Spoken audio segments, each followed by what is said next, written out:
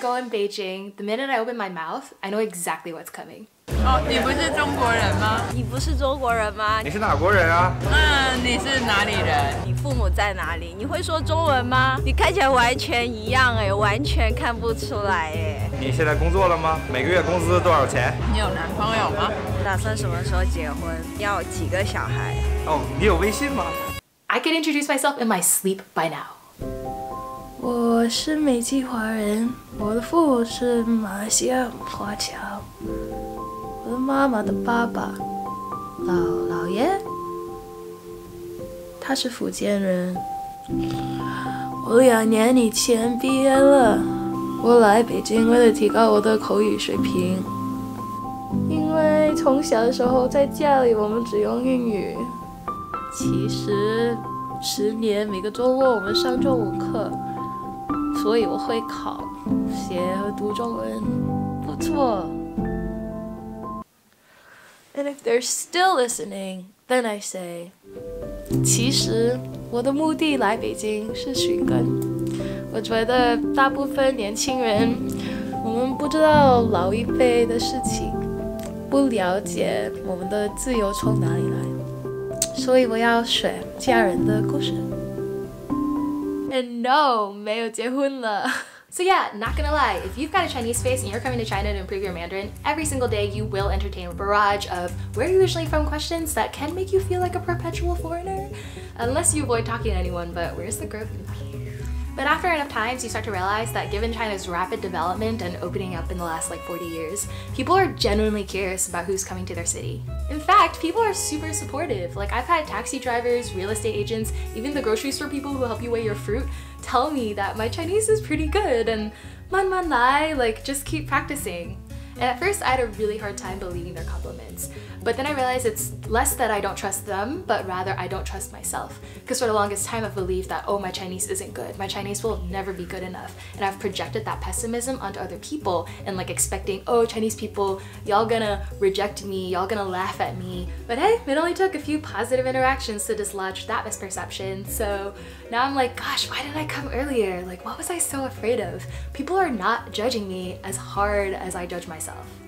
So once you get over yourself, start putting yourself out there, increases the chance that you start making some friends.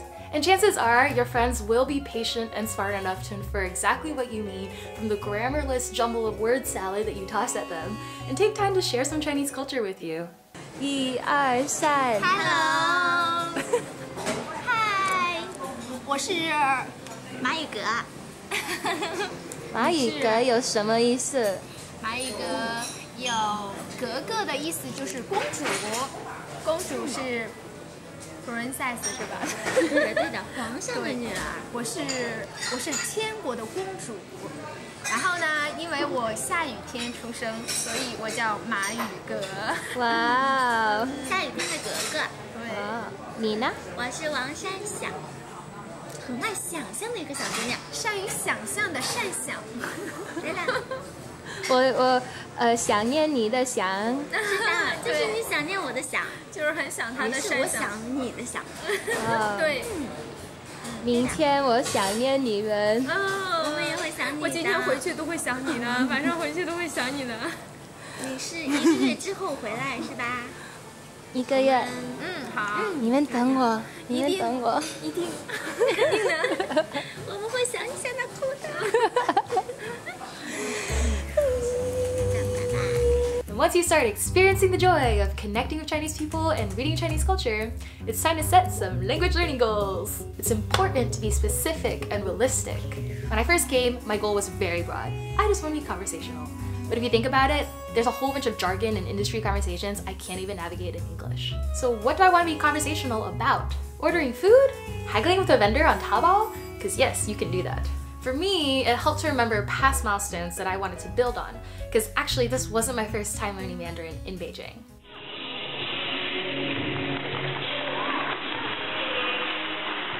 Ten years ago, the summer of 2008, my brother and I actually came here for a month-long cultural immersion program with other American-born Chinese. And I have to say that it was the first time that learning Mandarin and Chinese culture in general came alive for me. Like I really enjoyed the morning exercises and doing Chinese yo-yo. Spinning like that. Good job. Oh, cool. Yeah. We got to produce our own Chinese opera, kind of.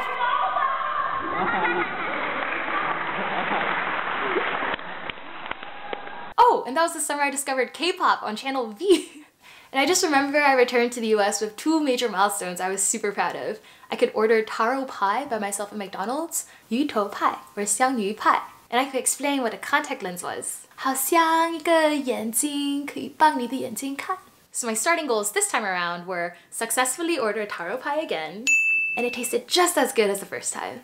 Get creative with limited vocabulary. Like once I had camera lens issues and needed a repair shop, but I had no idea how to say any of that. So I was just like, 有没有相机医生吗？我的镜头生病了. And it worked. Do something official. Like open a bank account. And actually I brought a non-Asian friend with me because he's more fluent, and the bank teller was so confused because she's looking at me and I'm like, nah, talk to him. But when it was time to fill out the forms, because I'd gone to Chinese school, I was the one doing all the paperwork. And enroll in conversational classes. So my first couple months, I signed up for one-on-one classes with a program called Live the Language. And from the get-go, I knew I wanted a teacher who could make Chinese history and culture come alive for me. And they matched me with the best teacher ever! This is Seraph, or Zhou Jingjing, and she hates having her photo taken. She just finished her undergrad program in Chinese Studies and Literature, and she is my dream teacher. So for a typical class, this is what we do. Order a decadent waffle, or huafu bing. Review a lesson from my conversational book, which has practical scenarios like vocabulary, grammar, conversation starter questions. And then we just talk. 谁是漫威的最棒的超级英雄 Spider-Man. 因为他是最帅。Did you know that Chinese people call Thanos a purple sweet potato? And Silvertongue for Loki, my favorite, is 油嘴滑舌, oily-mouthed smooth talker. And outside of class, she even takes me to watch Chinese opera, which I've realized is full of great euphemisms and just really encourages you to use your imagination. Or she'll send me videos of Chinese shows where old meets new. This one's a CCTV show about shuge, which is like ancient Chinese poetry and songs, just full of nature-inspired symbolism communicating everything from the homesickness of fall to the youthfulness of spring. And the more you geek out, the more you discover phrases that capture what you've always sensed, but just can't even express in English. And actually, there's a phrase for that. 只可意会，不可言传. And now for a quick roundup of my favorite phrases so far.